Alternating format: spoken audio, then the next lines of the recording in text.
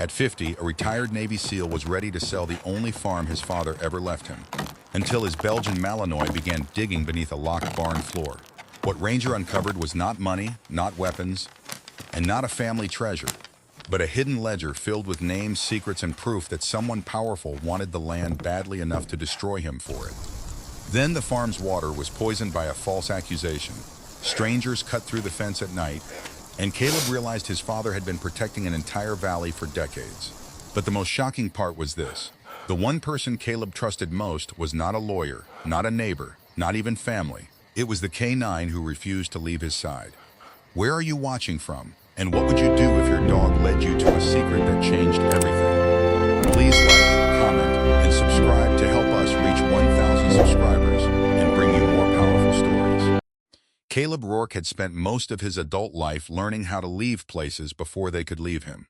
At 50, he stood alone beside a sagging fence at the edge of Rourke Farm, watching morning fog drag itself across the Blue Ridge foothills. The farm had belonged to his father, Gideon, before it belonged to him. A weathered farmhouse sat behind him with peeling white paint and a chimney that leaned slightly east. Ahead, the pasture rolled down toward a dark line of trees, where the land disappeared into mist. Caleb was a tall man, broad through the shoulders, with a hard, angular face that looked carved rather than grown. His short, dark hair had gone gray at the temples. A rough beard shadowed his jaw, and a thin, pale scar cut through his left eyebrow. His blue-gray eyes missed very little. They tracked movement, counted distances, found exits without him thinking about it. People in Cedar Hollow called him quiet. They were being polite. The truth was that Caleb had become careful with words because words invited questions and questions invited memories.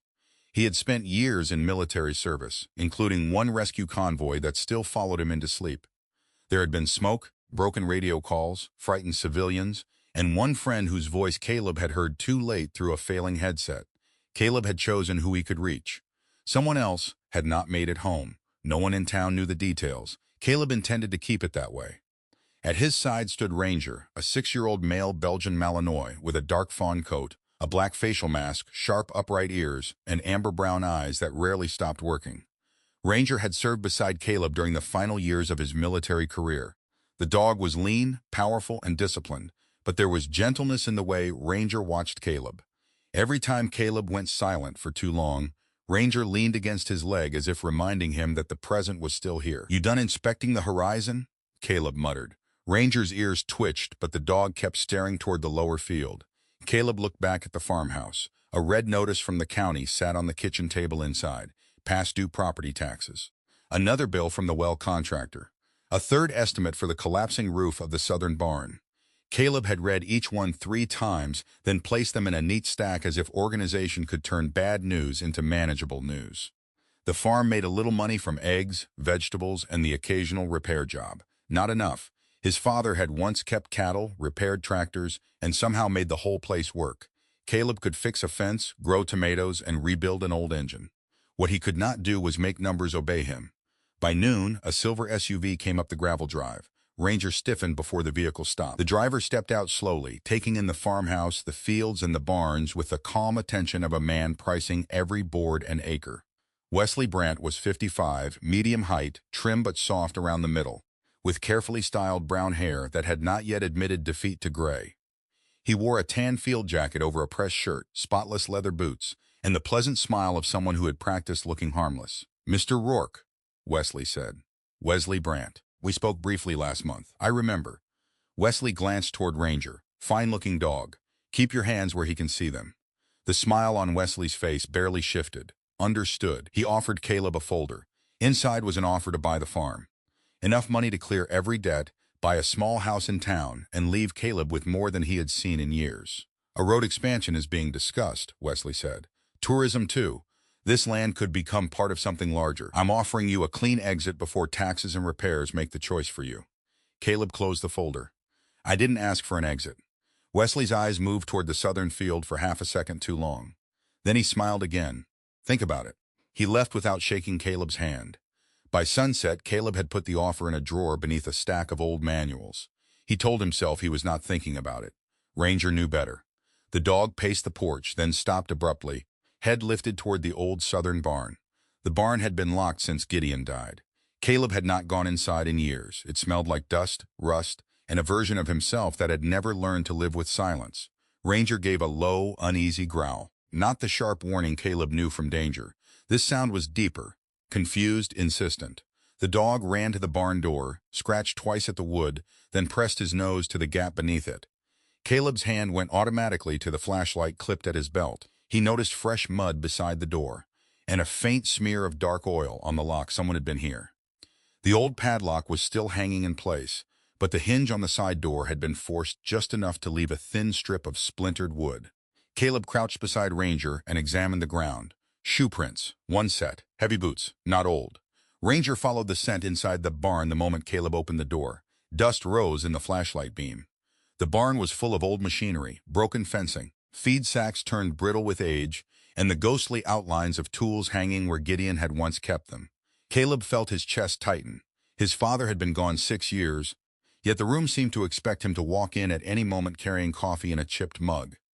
Ranger moved toward the far corner, where loose floorboards met a wall blackened by time. "Easy," Caleb said. The dog pawed at the boards, then sniffed sharply. Caleb pried up one plank. Beneath it was a shallow hollow protected by a rusted metal panel. Inside lay a leather-bound ledger, several folded land records, and a sealed envelope. His name was written across it in Gideon's familiar block letters. Caleb sat back on his heels. For a long moment, he could not touch it. Then Ranger rested his muzzle against Caleb's wrist. Caleb opened the envelope. The letter inside was short. "If you are reading this, son, it means you finally walked into the place you have been avoiding. That is a beginning." Caleb looked at the ledger. He opened it to the first page. There were names, dozens of them, maybe hundreds, not debts, needs, and for the first time since Wesley Brandt had driven up the gravel road, Caleb understood that someone else might be after more than a piece of land. Caleb did not sleep after finding Gideon's ledger. He sat at the scarred workbench inside the southern barn while rain ticked softly against the tin roof. Ranger lay near the open doorway, his lean, dark fawn body stretched across the threshold, black muzzle resting on his paws. Even asleep, the 6-year-old Belgian Malinois seemed alert. One ear stayed lifted, listening to the night. The ledger sat open beneath Caleb's hands. Its pages were yellowed, filled with Gideon Rourke's blocky handwriting. Caleb had expected account numbers, receipts, maybe old tax records. Instead, the first entry read, "Doyle family, pump quit during freeze, 2 children sick, fix before dark, don't let Martin pay me back." The next page carried another name, then another. Maeve Callahan, store freezer failed, bought used compressor, told her it came from a man who owed me a favor. Evan Price, lost mill job, let him use the lower field for potatoes until spring. Hattie Bell, husband gone, leave feed bags by porch, no note. Caleb turned pages slowly, as if moving too fast might break something. His father had never spoken like this. Gideon had been a quiet man with hands permanently stained by soil and oil, a broad-backed farmer who smelled of coffee, cedar shavings, and whatever engine he had repaired that day. He had not given speeches about kindness. He had complained about rusted bolts, bad weather, and the price of feed. Caleb remembered him as solid, stubborn, sometimes frustratingly silent. But these pages revealed another life. Gideon had not been keeping score. He had been keeping watch. Caleb closed the ledger and rubbed a hand over his face. In the military, he had learned that people could become numbers very quickly. Casualty counts, supply counts, hours before extraction. He had hated that part most, the way a human life could be reduced to a line on a report when the radios went quiet. His father had done the opposite. He had written people down so they would not disappear. Morning came gray and cold. Caleb drove into Cedar Hollow for feed, nails, and a new padlock for the barn. Ranger rode in the passenger seat, tall ears twitching every time the old truck rattled over a pothole. The town was small enough that people noticed unfamiliar cars and long enough memories. Caleb usually kept his visits short. The bell above Callahan's grocery chimed as he stepped inside. Maeve Callahan stood behind the counter, arranging canned beans into a pyramid that looked too neat to be accidental. She was 63, short and sturdy, with silver hair cut close around a lined, weather-tanned face. Her eyes were sharp blue, the kind that made people feel seen before they had decided what to say.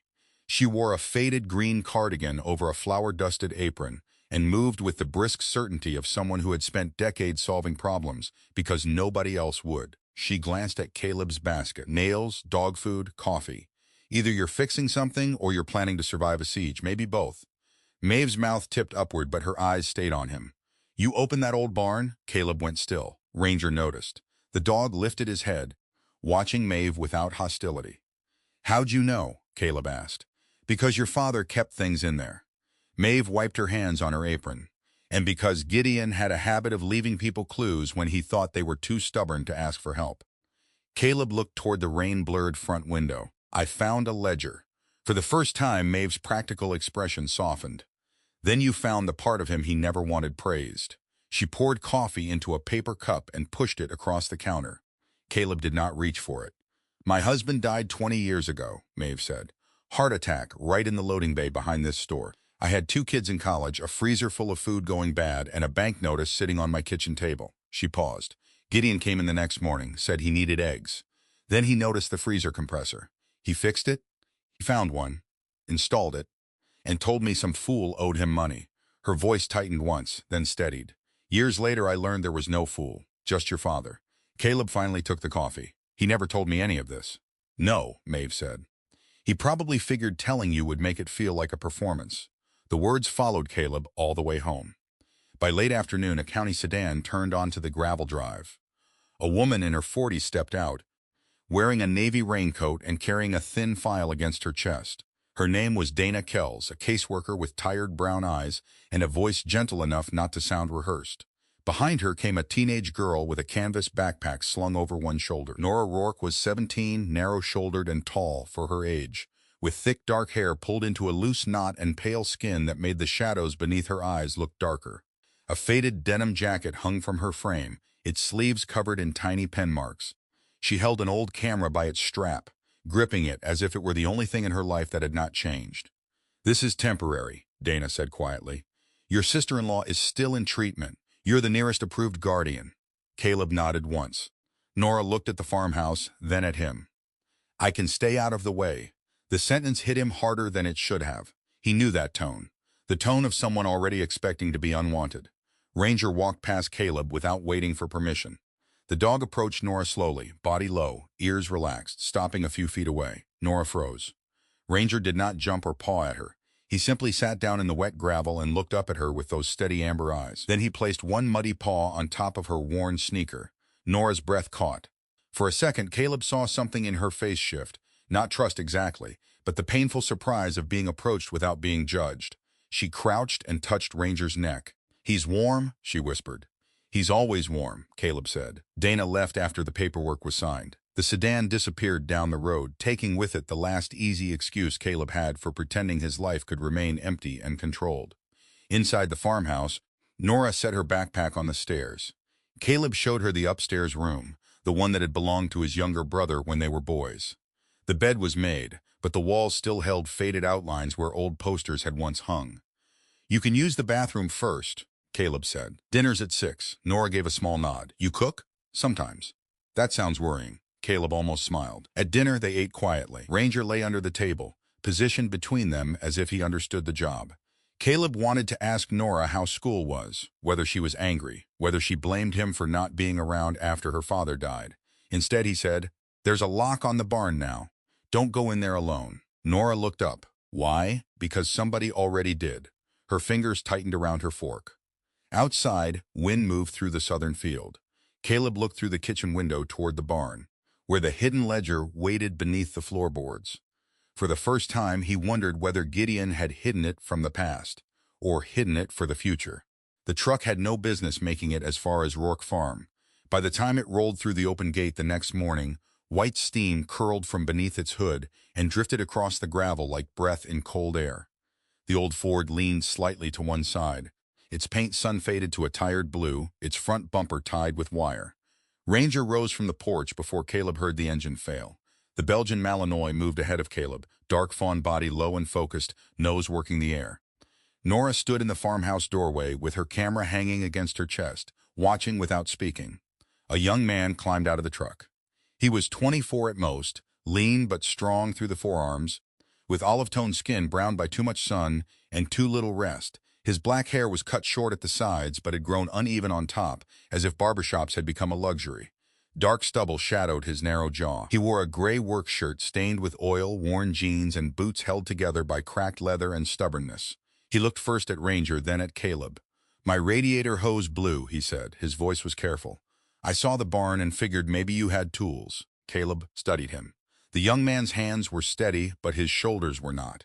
He carried the tension of someone used to being told no before he finished asking.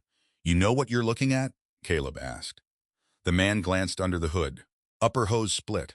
Maybe the thermostat, too, depending how hot she got. Ranger stepped close and sniffed the man's boot, then the grease-stained cuff of his shirt. Caleb watched for the familiar change in Ranger's posture. The stiff ears, the warning growl, the stillness that meant danger. It never came. Instead, Ranger sat beside the truck. The man noticed. He always this friendly? No, Caleb said. That was answer enough.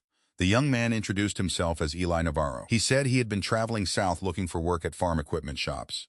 He did not offer more, and Caleb did not press.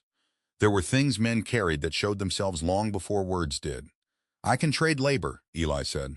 I don't have much cash. Caleb looked at the truck, then at the southern barn. You fix what you can. We'll call it even. Eli's expression changed, not gratitude exactly. Suspicion came first. By noon, Eli had the hose off, the cooling system drained, and the old tractor beside the barn opened up for inspection. He worked quickly but never carelessly. His fingers moved over bolts and fittings with the familiarity of someone who had learned engines before he learned how to trust people. Nora sat on an overturned feed bucket, pretending to adjust her camera settings while watching him. You know tractors, she asked. I know machines that break when people need them most, Eli said. That sounds personal. It usually is. Caleb heard the answer from the doorway and said nothing. Later, Eli crouched beside the irrigation controls near the southern field. He ran a hand along one of the old pipes, then frowned. This pressure doesn't make sense. Caleb stepped closer. What doesn't? Water's moving through here like someone tested the line recently. Eli tapped the metal gauge. Not normal use. More like somebody checking flow. Caleb felt the muscles in his shoulders tighten. He remembered Wesley Brandt's eyes drifting toward this side of the property. He remembered the oil smear on the barn lock. And he remembered the records hidden beneath the floorboards. Gideon's notes about a shared water source. Nora lifted her camera. I took pictures out here yesterday. Of what? Caleb asked. Mostly Ranger. She flipped through images on the small display, but there was a truck near the fence. The photos were grainy, taken in late afternoon light. Still, Caleb could make out a black pickup parked beyond the southern boundary. He swiped to the next image. Same truck. Another day. Same place. Eli leaned in. That's not a local farm truck. You know that from a picture? I know it from the antenna setup and the tires. Survey crew, maybe. They use those racks for equipment. Caleb looked toward the tree line. The farm had always felt isolated. Now it felt watched. That night, Ranger refused to come inside. Rain had begun again. Soft at first, then hard enough to drum on the metal roof. Caleb called the dog twice from the porch. Ranger did not move.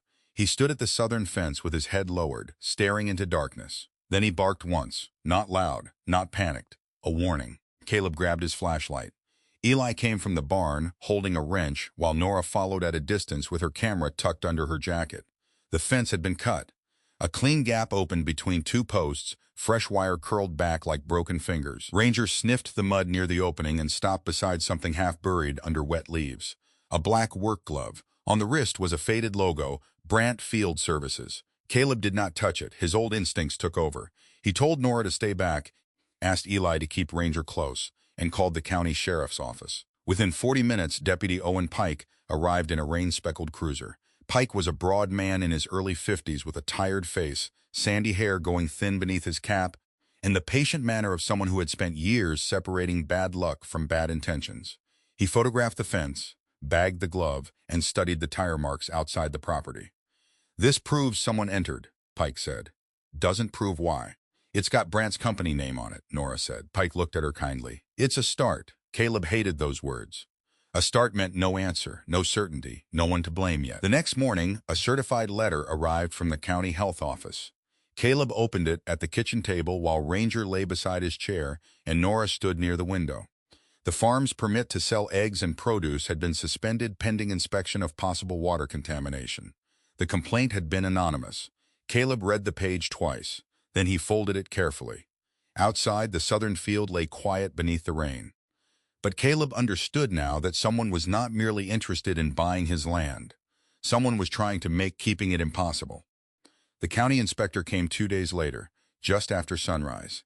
Caleb watched the white utility truck climb the gravel drive and felt the same tightening in his chest he had felt before bad news in another life. Ranger stood beside him near the porch, dark fawn coat damp from the morning mist, ears forward, watching the vehicle without a sound. Eli was already in the barn pretending to organize tools. Nora sat on the top porch step with her camera in her lap, her face pale but steady. The inspector introduced herself as Marla Hensley, a woman in her late 40s with a narrow face, wind-reddened skin, and practical brown hair twisted into a clip beneath a county cap. She wore steel-toed boots, carried a sample case, and spoke with the measured patience of someone accustomed to angry property owners. "I'm here because of the anonymous complaint," Marla said. "I need to test the well, the runoff ditch, and the irrigation line." Caleb nodded. "Do what you need." Marla spent 3 hours taking samples and checking valves. Eli followed at a respectful distance, asking technical questions without interfering. Nora stayed close to Ranger, taking photographs of the marked sample points. Caleb wanted to tell her not to document everything. Instead, he let her work. When Marla finally returned to the porch, she removed her gloves slowly. "I can't tell you the results today," she said, "but I can tell you this. The complaint mentioned chemical runoff near the south field. I don't see any obvious surface source." "So someone made it up?" Caleb asked. "I didn't say that." Her eyes moved toward the tree line. "I said I don't see it here." The difference mattered. After she left, Caleb opened Gideon's ledger again at the kitchen table. Ranger lay under the chair, but his eyes remained on the door. Eli stood across from Caleb, studying the old water maps spread beside the ledger. "Your father knew this would happen," Eli said. Caleb looked up. "You get that from a map?" "Not exactly." Eli pointed at handwritten notes beside a faded survey line. He marked the shared well, the old runoff channel, and every farm that depended on it. Nobody does that unless somebody has tried to take it before. The line made Caleb think of Wesley's calm face, his clean boots, the way he had looked at the south field as if it already belonged to him. That afternoon, Maeve arrived in her battered green delivery van with a box of canned soup, and a look that meant she had decided something before getting out of the vehicle. She set the box on the counter without asking. "You need a lawyer," she said. "I need money for a lawyer. You need a lawyer first." Caleb shook his head. "This is a county permit dispute. I can handle it." Maeve's blue eyes narrowed. "That sentence is why men like you get buried under paperwork. You think strength means carrying the whole roof alone." Caleb did not answer. Maeve softened only slightly. "There's someone in Barton. Harriet Vaughn, retired attorney, land and water cases. Your father helped her family years ago. I don't want favors." "Good. She doesn't give favors. She gives advice when facts deserve defending." Caleb almost refused. Then Nora spoke from the doorway. "You don't have to do it alone just because you're scared someone will leave." The room went quiet. Caleb looked at her. Nora's eyes were wet, but she did not look away. For 1 second, he saw the child she had been when her father died and the young woman she had become while adults kept making promises around her. That night, Ranger began scratching at the back door. Not barking, not pacing. Scratching once, then sitting, then scratching again. Caleb followed him into the rain. Ranger led him past the barn and down toward the south field, stopping at the edge of the old well site. The dog lowered his nose to the mud, then backed away sharply. There was a smell beneath the rain. Fuel. Eli joined them with a flashlight. He crouched near the grass and pulled aside wet leaves. Underneath was fresh dirt, darker than the surrounding soil, and a thin black hose disappearing into a shallow hole. "Somebody tested the flow," Eli said quietly, "and they used equipment recently." Caleb felt the old part of himself wake up. The part that wanted to move fast, hunt the threat, solve it alone before anyone else got hurt. But Nora stood behind him with Ranger pressed against her leg. Caleb took out his phone. "Call Deputy Pike," he said. The next morning, Harriet Vaughn arrived in a gray sedan that looked older than it had any right to be but impeccably maintained. She was 68, tall and straight-backed, with silver hair pinned neatly at the nape of her neck and reading glasses on a chain. Her face was lined but composed, and her voice carried the calm authority of someone who had spent decades watching people lie politely in legal rooms. She listened without interrupting as Caleb explained the offer, the cut fence, the suspended permit, the glove, the maps, and the hose near the well. Then she opened Gideon's records. "Your father was careful," Harriet said. "He was stubborn," Caleb replied. "Those traits often travel together." She found the old shared water agreement, signed by Gideon and 6 neighboring landowners. It established access rights and prohibited private development near the well without consent. "This is not just your water," Harriet said. That changes everything. Deputy Pike arrived later with a county environmental officer. They photographed the hose, marked the disturbed soil, and collected the equipment. Pike did not promise an arrest. He only said the site would be sealed until testing was complete. By evening, word had spread through Cedar Hollow. Neighbors began arriving at the farm, not with speeches but with documents. An older couple brought a faded copy of the shared water agreement. A dairy farmer brought receipts showing Gideon had repaired the community pump years ago. Maeve brought names of people willing to testify that Wesley's representatives had been asking about land access for months. Caleb stood in the barn doorway, watching people move around the farm his father had left behind. For years, he had believed staying alone kept everyone safe. Now he understood something harder. Sometimes being alone was not protection. Sometimes it was surrender. Harriet closed the ledger and looked at him. "We will need more evidence, but you have enough to stop pretending this is only your problem." Caleb looked toward the south field where the rain had finally stopped. Ranger stood beside Nora, alert and still. And beneath the ground, somewhere under the mud and grass, the truth was beginning to rise. 3 weeks after the county sealed the Southwell site, the hearing was held in the old Cedar Hollow Municipal Hall. Caleb arrived early in his faded work jacket, his dark hair damp from the morning rain, gray showing at his temples. He looked more like a man headed to repair a fence than someone preparing to defend the last piece of his family's life. Ranger waited in the truck outside with Nora, his amber eyes fixed on the hall doors, ears alert beneath the drizzle. Caleb had wanted the dog beside him, but Harriet had reminded him that a public hearing was not a patrol route. It was a place where people had to listen. Inside, the room was crowded with farmers, shop owners, retirees, and families who had known Gideon Rourke. Wesley Brandt stood near the front in a dark blue suit, clean-shaven and controlled, his expression calm enough to suggest that none of this could touch him. But Caleb noticed the stiffness around Wesley's mouth. The man was no longer selling a dream. He was defending a plan that had begun to unravel. Harriet Vaughn sat beside Caleb with a leather folder open in front of her. Her silver hair was pinned neatly behind her head, and her posture remained straight despite the long morning. She had spent the past week organizing documents: the shared water agreement, the old land maps, photographs from Nora's camera, the survey company's equipment records, and the preliminary county report. The report did not prove Wesley himself had ordered illegal drilling, but it confirmed that unauthorized testing equipment had been used near Well 3, inside the protected water area. It also confirmed that the anonymous contamination complaint had no supporting evidence. Wesley's attorney argued first. He described the resort project as an opportunity for jobs, investment, and new roads. He spoke of tax revenue and progress. For a few minutes, Caleb understood why people listened to men like Wesley. The argument was polished. It offered an easy future to people who had spent years worrying about bills. Then Harriet stood. She did not raise her voice. She did not accuse anyone of being evil. She simply laid out the facts. The water agreement had been signed by 7 families, including Gideon Rourke and Wesley's own father. The agreement prohibited private construction or water testing within the protected area without community consent. The equipment had been logged under a company contracted by Brantfield Services. Nora's photographs placed a survey vehicle near the fence before the complaint was filed. The county inspection found no contamination caused by Caleb's farm. "This is not an argument against growth," Harriet said.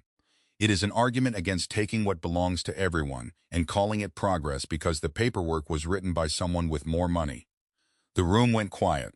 Then Maeve Callahan stood from the second row, small, solid, and wearing her green cardigan despite the warm room. She explained how Gideon had kept her store alive after her husband died. One by one, others stood too. A dairy farmer spoke about the community pump Gideon repaired during a drought. An elderly woman described how he had brought feed to her family without ever telling anyone. Their words were not legal evidence, but they changed the room. Caleb had spent years believing his father's kindness had disappeared with him. It had not disappeared. It had been waiting in people. Near the back wall, Ranger suddenly rose in the truck outside and began barking. Nora looked through the rain-streaked windshield and saw a black pickup slowing near the southern road. The same kind of truck she had photographed weeks earlier. The driver saw Ranger, saw Nora watching, and accelerated away. Nora lifted her camera just in time. She caught the license plate. When Deputy Owen Pike later checked the number, it matched a vehicle leased to the survey contractor named in Harriet's folder. The hearing did not end with handcuffs or dramatic shouting. It ended with something more dangerous to Wesley Brandt, an official suspension. The county froze the project permits pending a wider investigation into the survey work and the false complaint. Caleb's farm permit was restored, while 3 remained protected while the environmental office completed its review. Outside, Wesley approached Caleb on the courthouse steps. For the first time, he looked tired. "You think you saved this place," Wesley said quietly. Caleb looked at the wet fields beyond the parking lot. "No, I think people saved what was already theirs." Wesley's jaw tightened. "This town needs more than memory. It needs water first." Wesley said nothing after that. He walked toward his SUV alone. The farm changed slowly after the hearing. Caleb still had debts. The barn roof still leaked in 2 places. The tractor still made a grinding sound when it started cold. Nothing became easy overnight, but people began coming by more often, not to praise Caleb, to work. Eli repaired equipment in the barn and earned a fair wage for the first time in years. He enrolled in a technical certification program using a battered laptop Maeve found through a cousin. Nora created a simple page online for Rourke Farm and Repair, posting photos of vegetables, repaired tractors, and rangers sleeping in the sun beside the porch steps. Maeve started leaving coffee in a large steel urn near the barn entrance. "Your father kept coffee on," she said. "Apparently, now you do too." Caleb did not argue. One evening, Nora found him standing at the fence near the south field. Ranger sat beside him, lean body pressed against Caleb's boot. "You still think about leaving?" Nora asked. Caleb looked toward the road. "Sometimes." "Will you?" He took a long breath. "Not today." Nora nodded as if that was enough. A few days later, a young father arrived with a broken farm truck and 2 small children asleep in the back seat. He explained that he could not afford a full repair until next payday. Caleb listened without interrupting. Eli looked toward him, waiting. Ranger walked to the truck, sniffed the rear tire, then returned to Caleb and sat. Caleb looked at the tired father, at the children behind fogged glass, and then at the old barn where Gideon's ledger had waited for years. "Pull it into the bay," Caleb said. The man hesitated. "I can't pay all of it today." "I didn't ask you to." As the truck rolled toward the barn, Caleb glanced at the wooden sign Nora had painted and hung by the gate. "Rourke Farm and Repair, coffee on, gate open." The words were simple. But for the first time since coming home, Caleb understood what they meant. He could not change who he had lost. He could not repair every broken thing, but he could make sure the gate stayed open for the next person who needed a place to stop. Sometimes the miracle is not that life becomes easy. Sometimes the miracle is that God places one small light in front of us when we are ready to give up: a loyal friend, an open door, a second chance, or the strength to take one more step. Caleb could not change the people he had lost, but he learned that God can still turn pain into purpose. In everyday life, we may not be able to fix every problem or save every person, but we can choose to be kind, to keep our hearts open, and to become a safe place for someone who feels alone. Maybe you are carrying a burden nobody else can see. Maybe you feel like your best days are behind you. But this story is a reminder that God is not finished with you. A closed chapter does not mean a closed life. Sometimes, the place where you feel most broken is where God begins building something new. If this story touched your heart, please share it with someone who may need hope today. Tell us in the comments, what country are you watching from, and what part of Caleb's journey stayed with you the most? Please like this video and subscribe to the channel for more stories of faith, courage, second chances, and the quiet miracles that change ordinary lives. May God bless you, protect your family, strengthen your heart, and lead you toward the hope waiting ahead.